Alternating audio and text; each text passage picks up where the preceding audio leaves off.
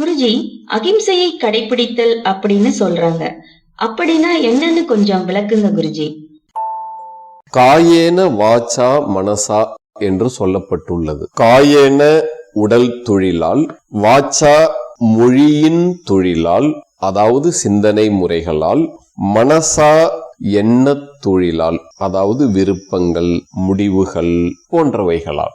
செய்யக்கூடாததை செய்வது ஹிம்சை. அதே போல செய்ய வேண்டியதை செய்ய வேண்டிய இடத்தில் செய்யாவிட்டாலும் ஹிம்சை. சொல்லக்கூடாததை சொன்னாலும் ஹிம்சை, சொல்ல வேண்டியதை சொல்லாவிட்டாலும் ஹிம்சை. நினைக்க கூடாத விதத்தில் நினைப்பதும் ஹிம்சை, நினைக்க வேண்டிய விதத்தில் நினைக்காவிட்டாலும் ஹிம்சை. ஹிம்சைகளை செய்யாமல் இருப்பது, செய்யாமல் நிறுத்திக் கொள்வது அஹிம்சை.